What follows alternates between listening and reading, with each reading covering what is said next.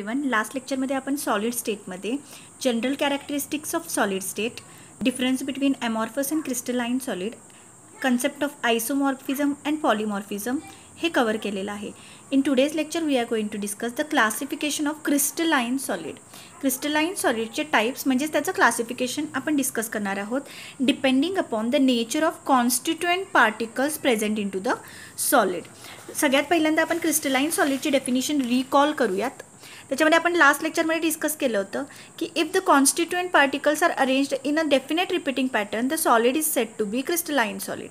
ह्याच्यामध्ये आपल्याला दिसत आहे की एक जो युनिट आहे, ज्याला युनिट सेल असं म्हटलेलं आहे, तो जर through out the crystal through out the solid repeat होत असेल तर त्या प्रकारच्या सॉलिडला आपण काय म्हणणार, क्रिस्टलाइन सॉलिड असं म्हणणार आहोत. त्याच्यामध्ये ॲटम्सची पोझिशन ही डेफिनेट असते, ॲटम्स डेफिनेट ठिकाणी प्रेझेंट असतात आणि हा जो पॅटर्न आहे हा थ्रू आउट द सॉलिड काय होत जातो, रिपीट होत जातो. So this is the example of crystalline solid. Okay, so atoms or constituent particles are present at a definite position, so they are said to be crystalline solids. तर आता आपण त्यावरच dependent crystalline सॉलिडचं classification बघणार आहोत की constituent particles नेमके कोणते असतील तर क्रिस्टलाइन सॉलिड कोणत्या टाईपमध्ये डिवाइड होतो.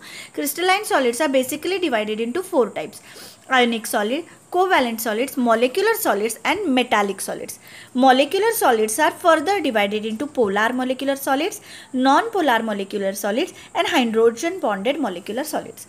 In that first one we are going to discuss ionic solid.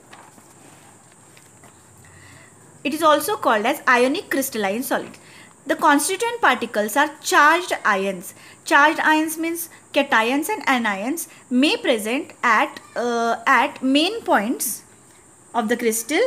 Cations and anions may present at the main points of the crystals. They are constituent particles of the crystal.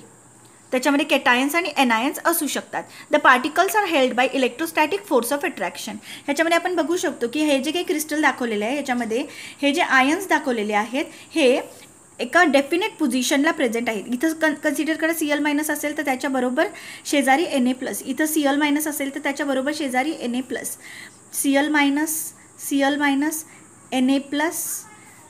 Cl-, Na+.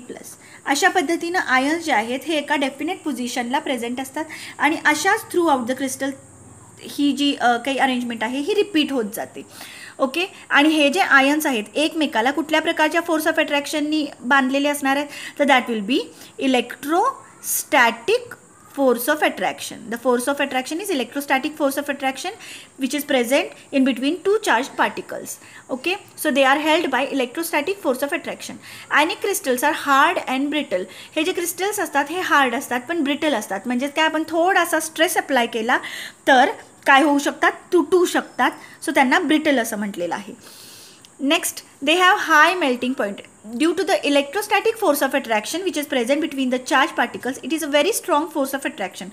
So, ionic solids are hard, brittle and they have high melting points. Okay, they are non-conductors of electricity in solid state, but they can conduct electricity in their molten or dissolved condition in water. Ionic solid जे असतात त्यांच्या solid कंडिशनमध्ये आपण त्यांच्या through electricity pass करू शकत नाही. पण if these solids are dissolve in to the water we can conduct the electricity. The common example is NaCl.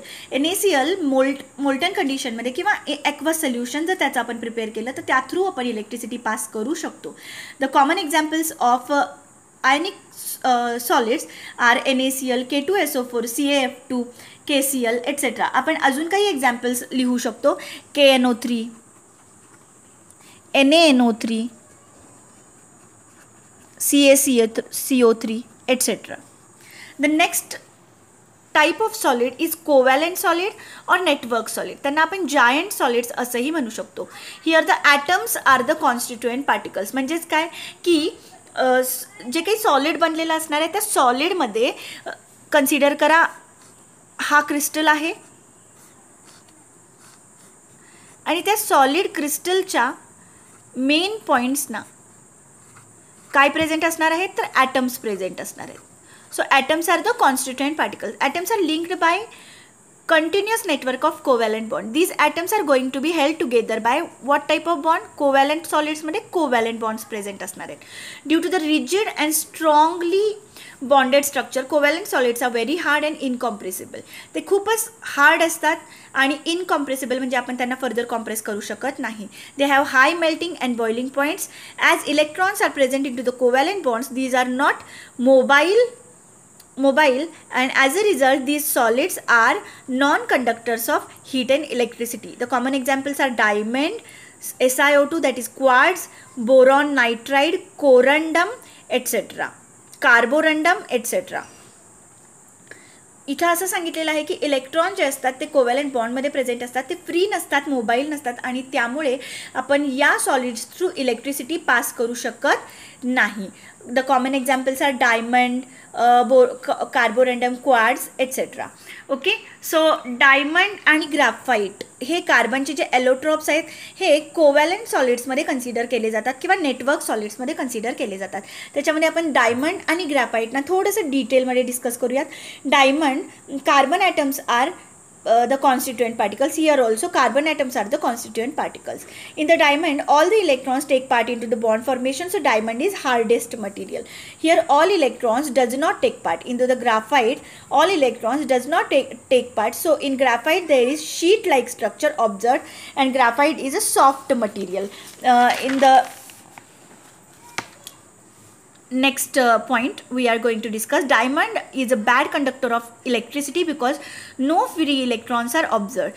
Diamond sp3 hybridization दाखवतो. प्रत्येक कार्बन ॲटम sp3 हायब्रिडाइज्ड असतो आणि त्यामुळे तिथे इलेक्ट्रॉन्स फ्री असत नाहीत आणि त्यामुळे डायमंड हा इलेक्ट्रिसिटीचा बॅड कंडक्टर आहे. Diamond has tetrahedral structure in which each atom, carbon atom is sp3 hybridized. Here graphite can act as a conductor because it has free electrons. Graphite has layered structure in which each carbon atom is sp2 hybridized. Here we have shown the structure of diamond and graphite. इथे बघा आपल्याला दिसू शकतं की प्रत्येक dot जो आहे तो कार्बन ॲटम आहे, तो 4 कार्बन ॲटम्सला काय झालेला आहे, अटॅच झालेला आहे. असंच हे नेटवर्क स्ट्रक्चर असतं जे थ्रू आउट द क्रिस्टल आपल्याला बघायला मिळतं. आणि इथे आपण बघू शकतो की प्रत्येक कार्बन ॲटम sp2 हायब्रिडाइज असतो, त्यामुळे तो 3 अजून कार्बन ॲटम्सना अटॅच झालेला असतो. अशा कार्बन ॲटम्सच्या रिंग्स प्रेझेंट असतात आणि त्या रिंग्स एकमेकाला काय झालेल्या असतात, असं नेटवर्क स्ट्रक्चर क्रिएट करतात आणि त्या एकमेकाला कोव्हॅलंट बॉन्ड थ्रू काय झालेले असतात, अटॅच झालेले असतात.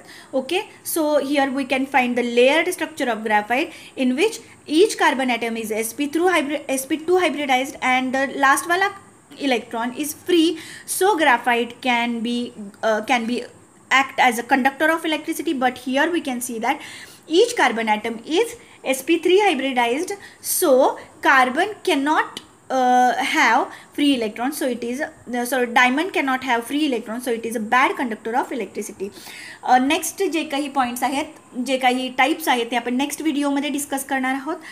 I hope you are cleared with the classification of crystalline solids. आपण 2 टाईप्स या लेक्चरमध्ये बघितलेले आहेत, 2 टाईप्स फर्दर लेक्चरमध्ये डिस्कस करणार आहोत. Thank you very much for the watching.